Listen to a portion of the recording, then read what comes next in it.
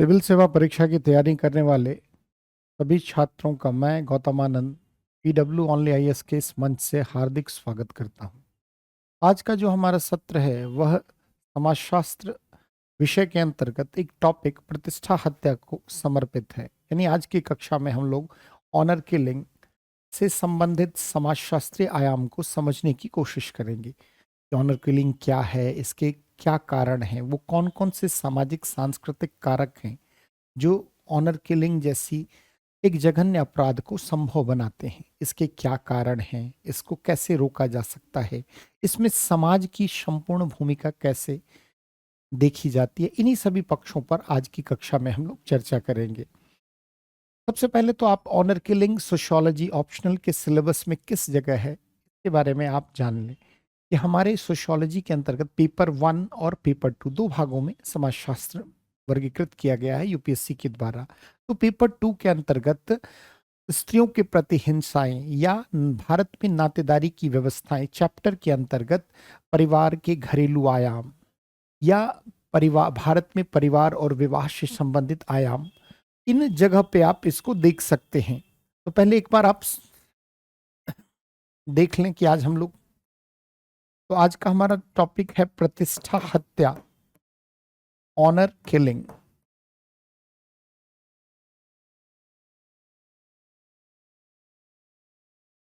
अगर मैं बात करूं कहाँ है यह पाठ्यक्रम में, तो आप देख सकते हैं आपके सामने पेपर 2 का यह सिलेबस है।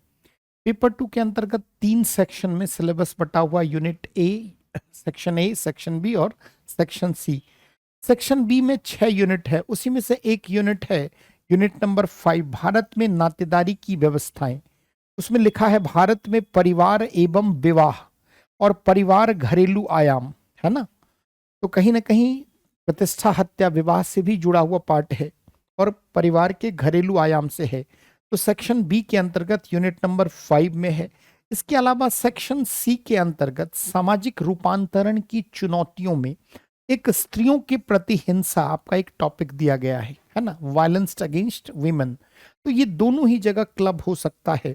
तो आज की कक्षा में हम लोग इसी पर डिटेल चर्चा करने जाएंगे कि प्रतिष्ठा हत्या, नाम से क्या स्पष्ट है। प्रतिष्ठा हत्या वैसी हत्या जो किसी व्यक्ति या व्यक्तियों के समूह द्वारा अपनी प्रतिष्ठा, अपनी परंपरा के संरक्षण के नाम पर की जाती है।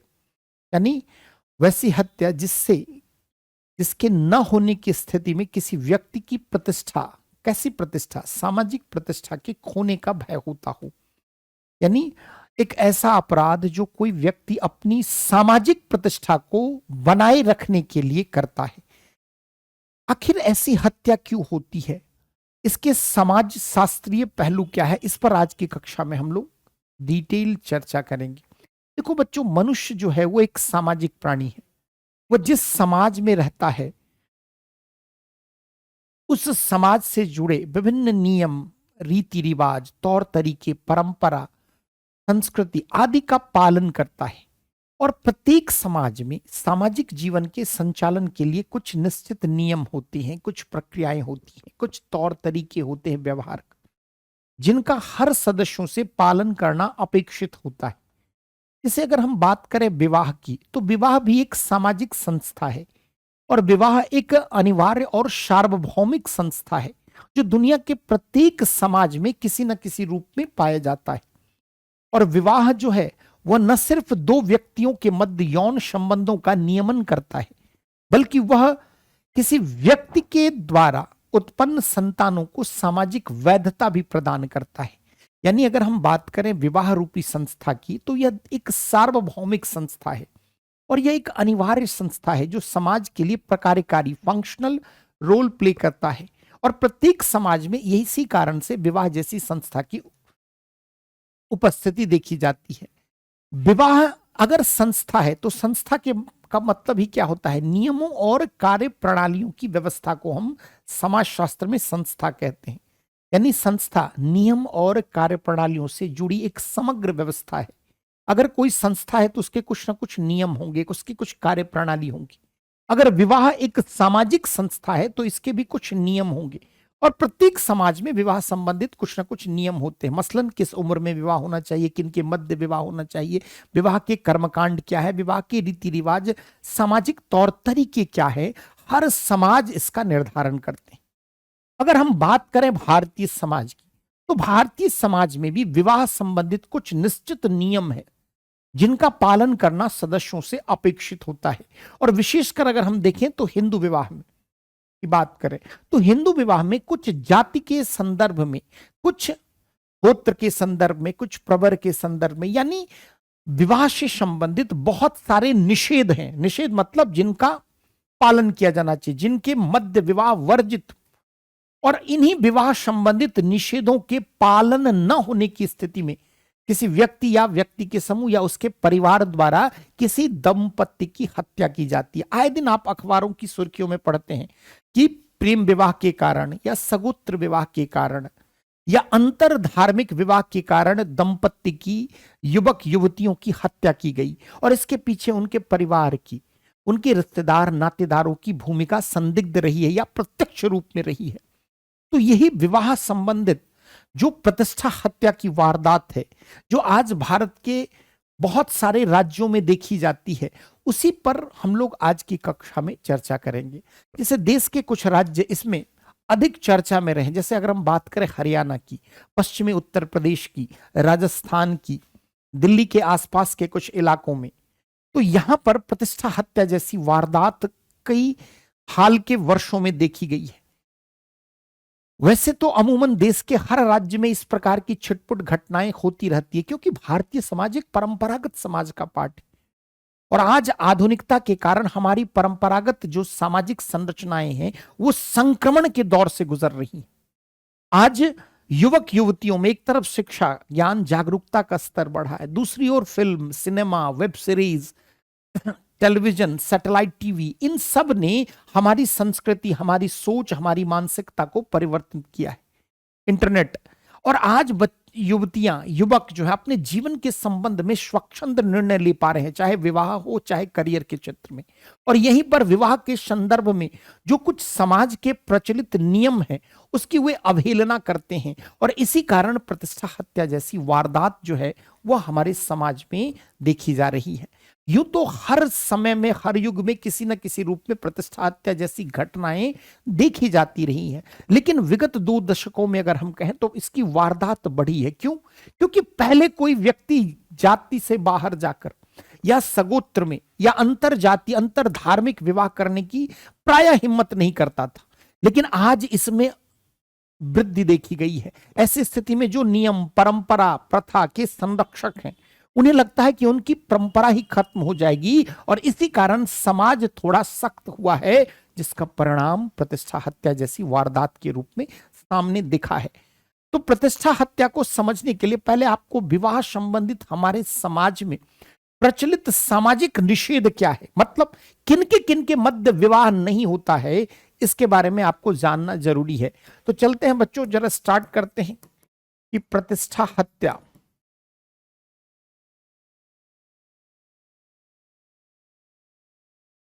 पहले तो प्रतिष्ठा हत्या का आशय क्या है?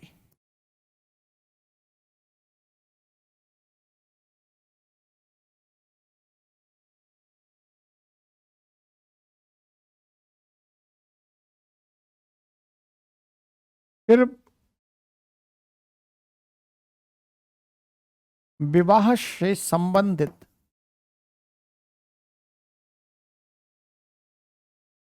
सामाजिक निषेधों की चर्चा।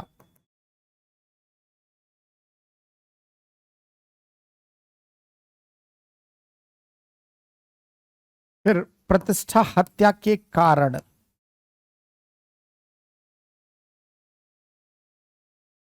इसके परिणाम।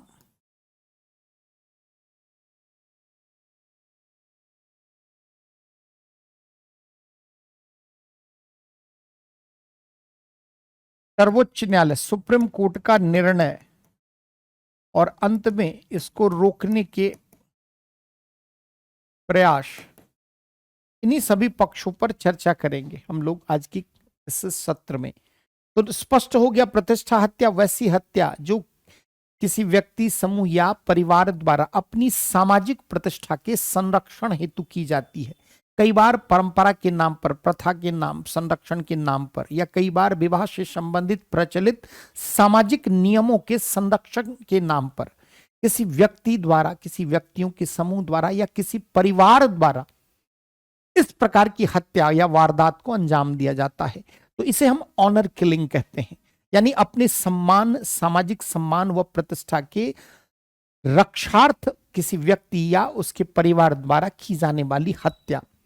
अब थोड़ा विवाह से संबंधित सामाजिक निषेध क्या है, टैबू क्या है, किनके मध्य विवाह वर्जित है, विशेषकर हिंदू विवाह में हम अगर चर्चा कर लें तो प्रतिष्ठा हत्या को गहराई में समझ पाएंगे, है ना। हमने आपको बताया क्योंकि मनुष्य एक सामाजिक प्राणी है, तो सामाजिक प्राणी होने के नाते उसे समाज में ही रहना है और समाज के नियम, कानून, प्रक्रियाओं का पालन करना है। अगर कोई व्यक्ति समाज के प्रचलित नियम, तौर तरीकों की अवहेलना करता है तो उस व्यक्ति की सामाजिक निंदा होती है, उसकी प्रतिष्ठा धूमिल होती है। और व्यक्ति, किसी भी व्यक्ति की अगर आप बड़ाई करें तो वो खुश होता है, किसी व्यक्ति की अगर बुराई करें तो हम एक मनोवैज्ञानिक प्राणी भी तो हैं।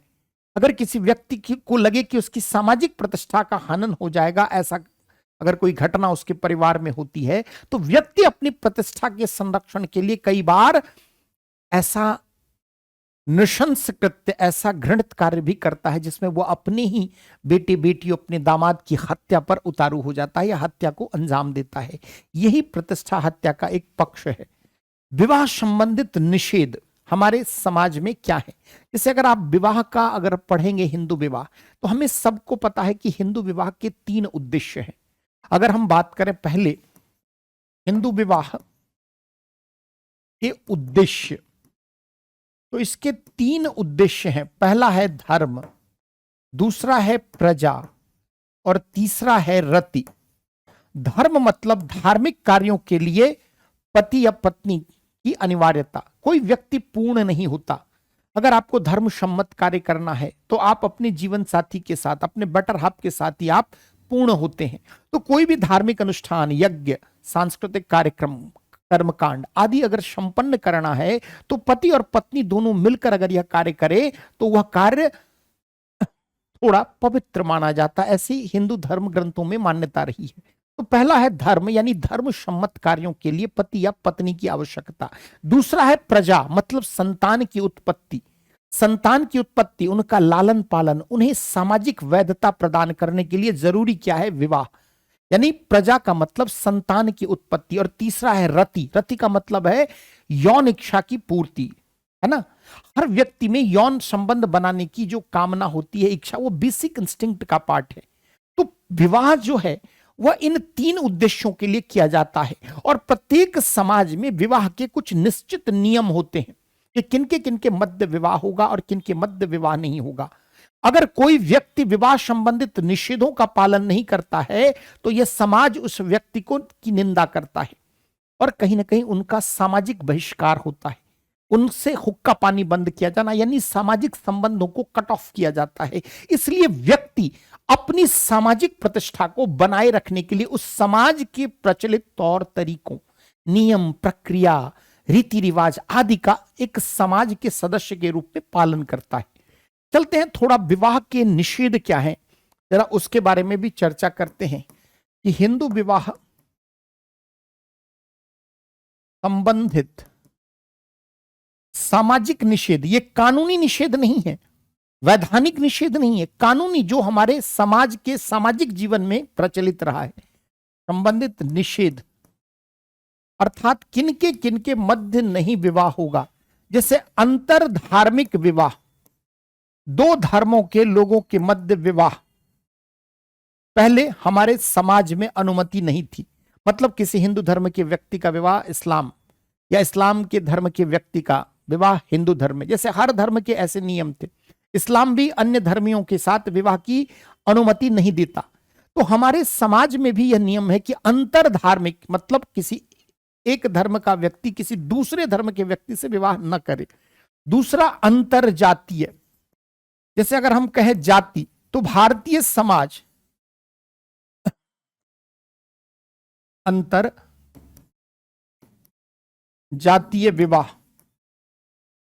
जाति क्या है? एक अंतः विवाही समूह है, मतलब एक जाति के सदस्य का विवाह अपनी ही जाति या उपजाति में, यानी कास्ट जो है वह एक अंतः विवाही समूह है।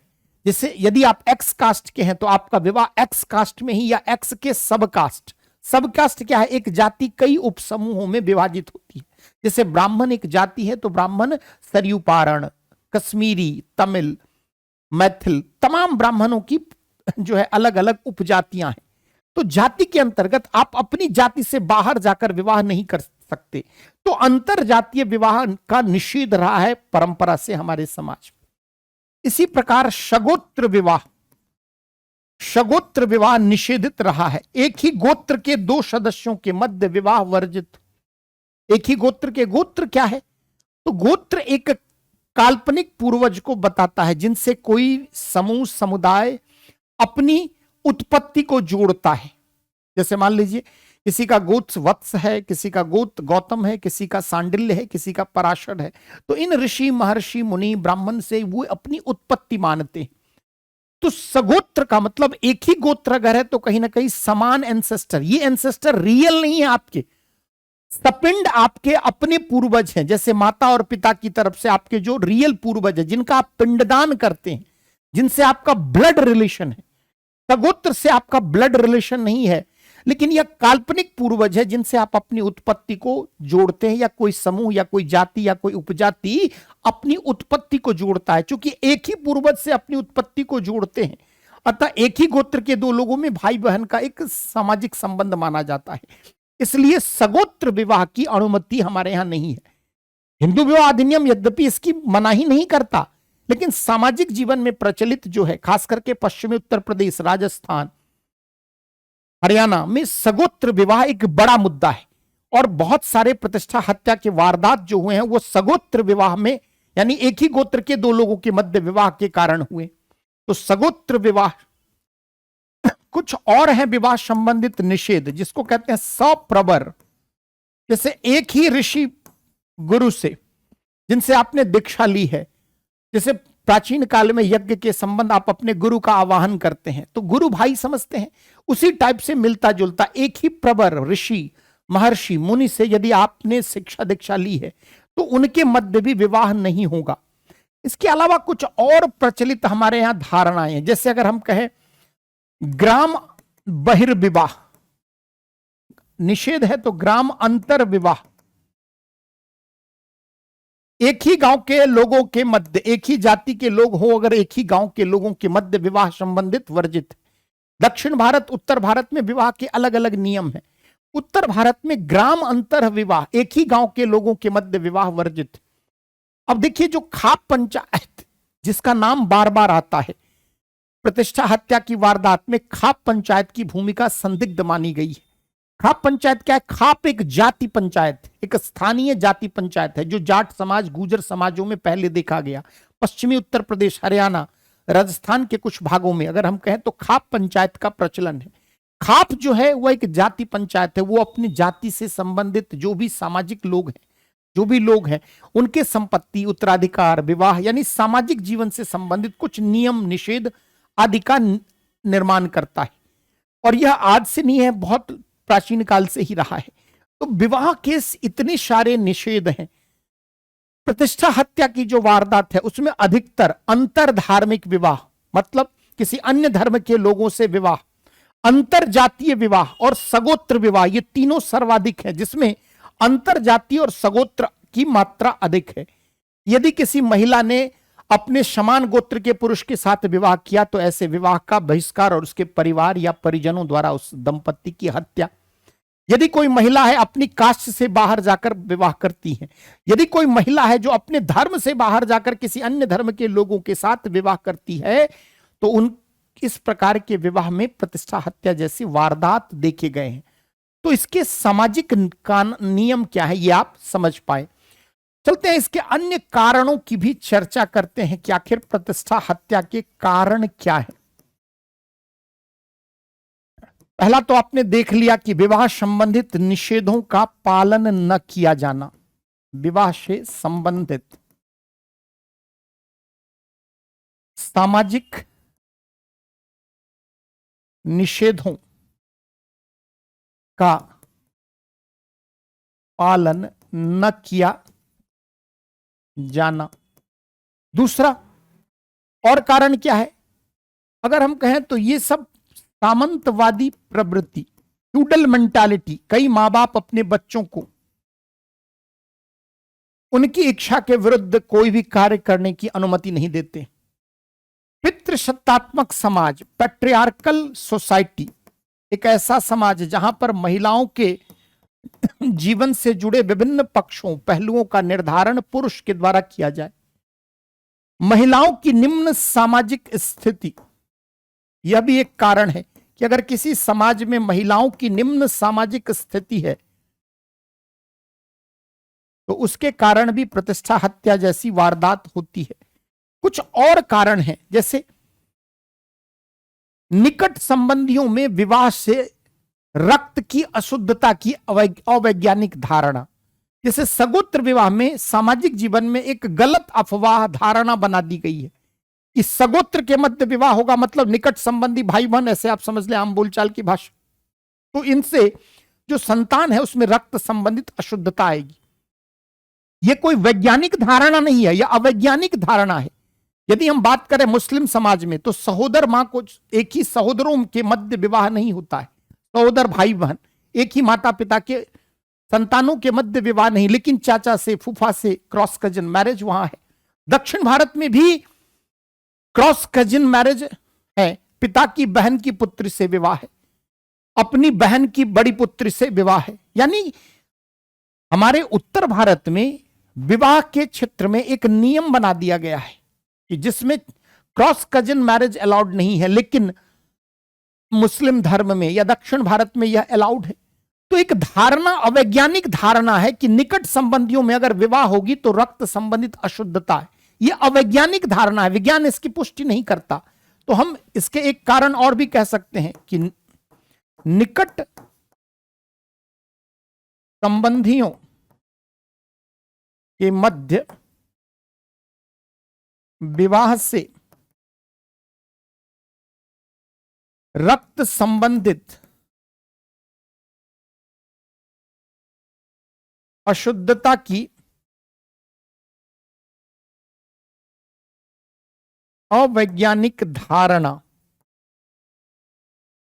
खाप पंचायत का प्रचलन एक यह भी कारण है कि इन क्षेत्रों में जो खाप पंचायत, जाति पंचायत है, ऐसे मामलों में वह इन्वॉल्व होती है, वह कोर्ट की तरह डिसीजन देती है कि यह गलत है, इनकी हत्या होनी चाहिए। तो खाप पंचायत की विवादास्पद भूमिका। कुछ और भी है कि जो भी हमारे सामाजिक नियम है, जो भी हमारे कानूनी नियम है, उनका पालन ना हो। जैसे मान लो कहीं प्रतिष्ठा हत्या की वारदात है, आप थाने जाएंगे, पुलिस के पास, पुलिस कहेगी, पुलिस भी स्थानीय है, मंगल ग्रह से थोड़ी आई है, वो भी कहेगी क्या गलत किया है, भले मार दिया, मुझे भी बुला लेता। यानी पुलिस, कोर्ट, प्रशासन सब स्थानीय स्तर में, चूंकि वो भी सामाजिक प्राणी है। यही तो आपको समाजशास्त्र समझना है कि प्रतिष्ठा हत्या की वारदात के लिए अगर आप रिपोर्ट करने जाएंगे तो ऐसा थोड़ी कि आप स्थानीय पुलिस के, वरना अमेरिका की पुलिस को आप रिपोर्ट करेंगे। स्थानीय पुलिस भी स्थानीय जातिगत, सांस्कृतिक, सामाजिक ताने बाने से प्रभावित, तो वो भी कहेगी। तो कहीं ना कहीं ऐसे मामलों में पुलिस के द्वारा संज्ञान न लिया जाना, पुलिस द्वारा ध्यान नहीं दिया जाना, अगर रिपोर्ट ही दर्ज नहीं किया जाना, तो जो भी हमारे एग्जिस्टिंग कानून है, तो आप कह सकते हैं नियमों, कानूनों का सख्ती से पालन का अभाव, सख्ती से पालन का अभाव। तो प्रतिष्ठा हत्या क्या है ये आप समझ पाए, विवाह से संबंधित निषेध क्या है, इसके कारण क्या है ये आप समझ पाए, और खास करके सामाजिक सांस्कृतिक कारण आपको समझने हैं। इतने कारणों से किसी व्यक्ति की सामाजिक प्रतिष्ठा न धूमिल हो जाए, कहीं समाज में यह अफवाह न, यह बातें न फैल जाए कि उनकी पुत्री ने तो अपने गोत्र में ही विवाह कर लिया, उनसे उनकी सामाजिक प्रतिष्ठा खत्म हो जाएगी, उनकी पुत्री जो है वह किसी अन्य धर्म के लोगों के साथ उसने शादी कर लिया, व्यक्ति के साथ किसी अन्य जाति में विवाह कर लिया, इनसे उनकी सामाजिक प्रतिष्ठा गिर जाएगी। अतः प्रतिष्ठा के संरक्षण में ऐसी हत्या हमारे देश में संपन्न होती है। अगर आप यकीन न माने तो प्रत्येक वर्ष ऐसे सैकड़ों हत्याएं हमारे देश के विभिन्न राज्यों में होती है। बहुत सारे हत्याओं का तो रिपोर्ट ही नहीं दर्ज हो पाता, कई हत्याएं तो पता ही नहीं चल पाती, अपने घर के ही कोर्टयार्ड आंगन में ही ऐसे लाश को दफन कर दिया जाता है और कोई मारने वाला व्यक्ति बाहर का नहीं है, अपने परिजन है, अपने भाई, चाचा, मामा, इन सब की भागीदारी होती। सोचो कि कोई समाज परंपरा के नाम पर, रीति रिवाज के नाम पर, अपनी प्रतिष्ठा के संरक्षण के नाम पर कितना अंधा, कितना निर्दयी बन जाता है कि वह इस प्रकार की हत्या को अंजाम देने में संकोच नहीं करता। तो ये प्रतिष्ठा हत्या का संबंधित इसके कारण है। इसके दुष्परिणाम क्या होंगे? अगर ऐसी वारदात होगी तो कहीं ना कहीं एक तो व्यक्ति की हत्या होगी, दूसरा कहीं ना कहीं महिलाओं के सशक्तिकरण में यह बाधा, अपने जीवन से संबंधित वो निर्णय नहीं ले पाएंगे, प्रथा परंपरा के नाम पर अपनी इच्छा के विरुद्ध उनका विवाह कर दिया जाएगा। कहने का मतलब कि महिलाओं के आत्मविश्वास में कमी, महिलाओं की हिंसा में बढ़ोतरी, महिलाओं के द्वारा अपने जीवन से संबंधित स्वयं निर्णय ले पाने में वो सक्षम नहीं। कई उनके मौलिक अधिकार हैं, जैसे अपने जीवन से संबंधित निर्णय लेने का अधिकार उनके फंडामेंटल राइट में शामिल है, लेकिन प्रतिष्ठा हत्या के कारण उनके इन अधिकारों का हनन होता है। तो ये सब प्रतिष्ठा हत्या से संबंधित दुष्परिणाम है कि सामाजिक जीवन में महिलाओं की सामाजिक प्रतिष्ठा में गिरावट, महिलाओं में खौफ का एक वातावरण, उनके आत्मविश्वास में कमी, है ना। महिलाओं की हत्या अगर अधिक होगी तो लिंगानुपात असंतुलित, तो ये सब इसके दुष्परिणाम है।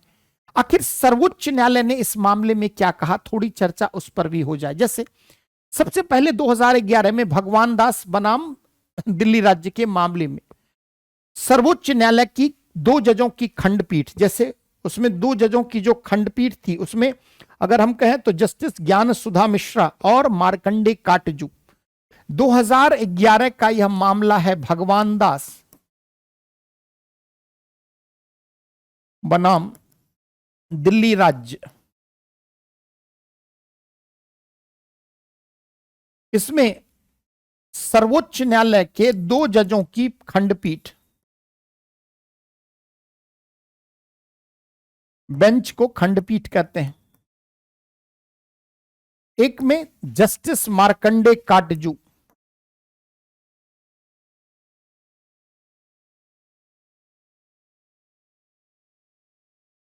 और दूसरे में जस्टिस ज्ञान सुधा मिश्रा।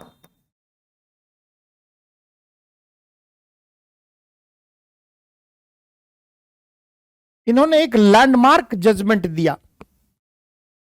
उन्होंने कहा कि प्रतिष्ठा और परंपरा के नाम पर हमारे समाज में होने वाली प्रतिष्ठा हत्या में कुछ भी प्रतिष्ठा जन्य नहीं है, मतलब इसका कुछ प्रतिष्ठा से लेना देना नहीं है, बल्कि यह एक सभ्य समाज की हिंसक, बर्बर व नृशंस कार्यवाही है, जो न सिर्फ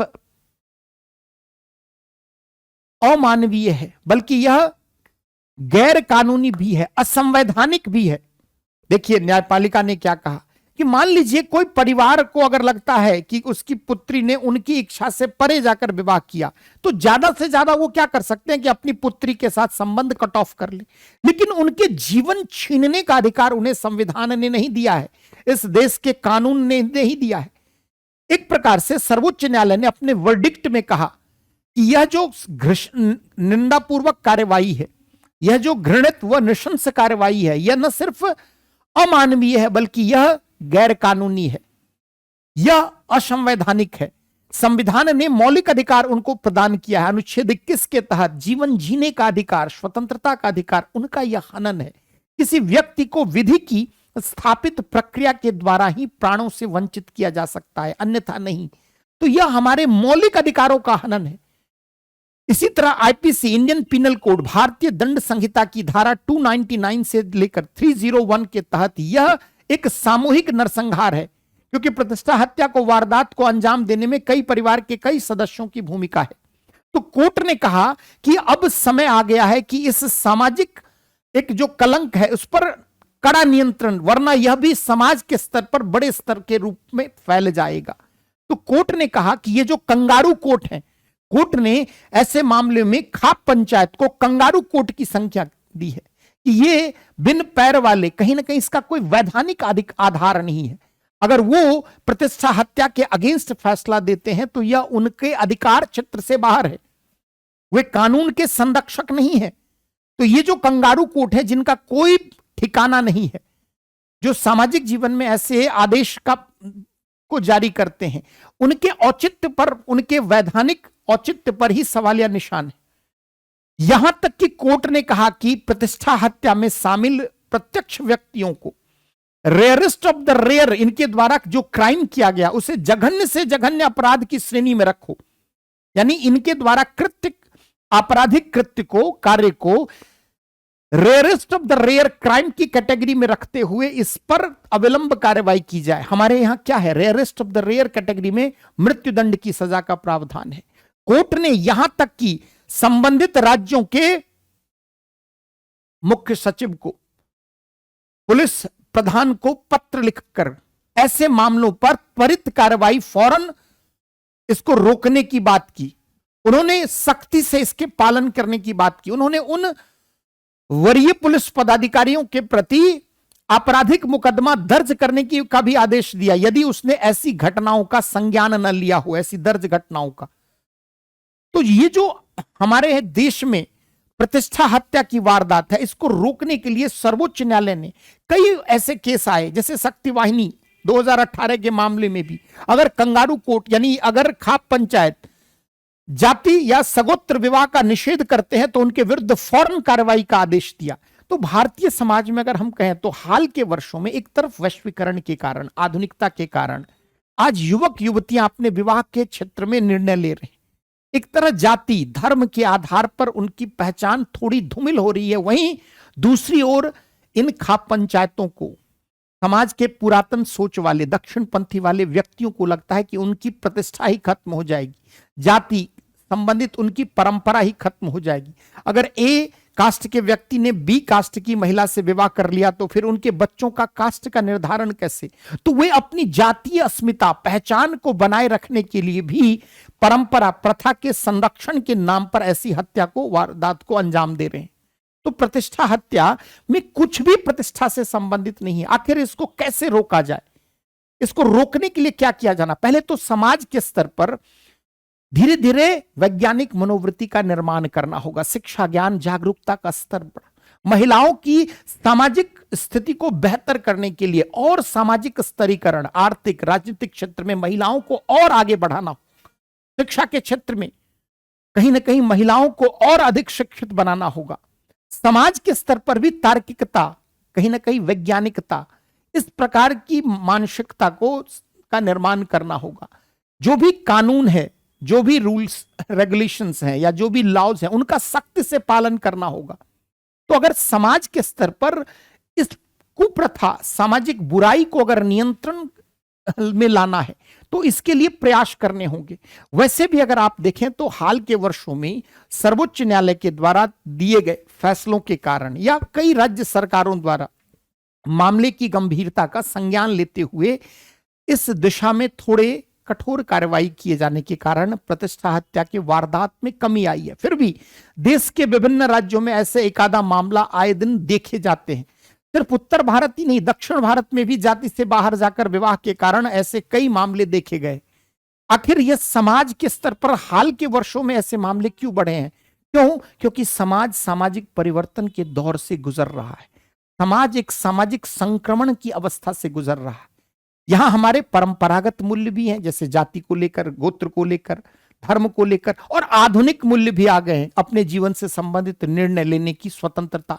तो कहीं ना कहीं आधुनिकता और परंपरा के मध्य एक संघर्ष, एक द्वंद्व भी दिखाई पड़ रहा है, और उसी द्वंद्व के परिणाम स्वरूप सामाजिक जीवन में इस प्रकार की समस्या देखी जा रही है। एक पैट्रियार्कल माइंडसेट वाले व्यक्ति द्वारा, समूह द्वारा, परिवार द्वारा ऐसे वारदात को अंजाम दिया जा रहा है। तो प्रतिष्ठा हत्या के समाज शास्त्रीय पक्ष क्या है? कहीं ना कहीं परिवार के स्तर पर महिलाओं की सामाजिक प्रतिष्ठा का कम होना, कहीं ना कहीं लिंग आधारित भेदभाव, कहीं ना कहीं महिलाओं को वस्तु की तरह ट्रीट किया जाना, कहीं ना कहीं महिला को अपनी जागीर मानना, ये जो प्रवृत्ति हमारे समाज के स्तर पर प्रचलित है, उसी के कारण महिलाओं के विरुद्ध ऐसे अपराध होते हैं। और सबसे दुर्भाग्य की बात है कि इसमें संपूर्ण समाज की भागीदारी होती है। ऐसा नहीं है कि कोई व्यक्ति ऐसा करता है, समाज के स्तर पर। और प्रतिष्ठा हत्या की वारदात को अंजाम देने के बाद भी समाज इसे बुरा नहीं मानता, क्योंकि समाज के स्तर पर ही इसको लेकर एक धारणा प्रचलित है। तो आपसे यूपीएससी कैसे सवाल, जैसे 2023 में ही प्रतिष्ठा हत्या से संबंधित यूपीएससी ने सवाल पूछा। मेरा इस टॉपिक को उठाने के पीछे कारण वह भी था कि कई बार समसामयिक घटनाक्रम कैसे प्रश्न में आते हैं, इसका हमें अंदाज नहीं होता। 2023 में आप समाजशास्त्र पेपर 2 का प्रश्न देखेंगे तो आपको प्रतिष्ठा हत्या से संबंधित प्रश्न दिख जाएंगे कि कैसे प्रतिष्ठा हत्या सामाजिक बुराई के रूप में वहां से प्रश्न पूछा है। तो जो हमारा टॉपिक है स्त्रियों के प्रति हिंसा या परिवार और विवाह या नातेदारी की व्यवस्था में जो परिवार के घरेलू आयाम, ये कई जगह क्लब हो जाएगा। तो ऐसे कुछ समसामयिक करंट के रिलेटेड टॉपिक को भी आप तैयार कर लें, क्योंकि अगर पेपर 2 में देखें तो आयोग के पास यह गुंजाइश है कि वह समसामयिक घटनाक्रम को आपके सिलेबस के टॉपिक से क्लब करके सवाल बना दे। और हाल के वर्षों में घरेलू हिंसा, वैवाहिक बलात्कार, प्रतिष्ठा हत्या, ये सब मामले बहुत समाज के स्तर पर अधिक जो है चर्चा में रहे। तो उम्मीद करता हूं कि आज के जो सत्र में आपको एक जानकारी, कम से कम एक समाजशास्त्रीय आयाम आप समझ पाए होंगे कि समाज कैसे प्रतिष्ठा हत्या के लिए जिम्मेदार है, कि कोई समाज क्यों इन्वॉल्व हो जाता है प्रथा परंपरा के संरक्षण के नाम पर, विवाह संबंधित निषेधों के पालन के नाम पर।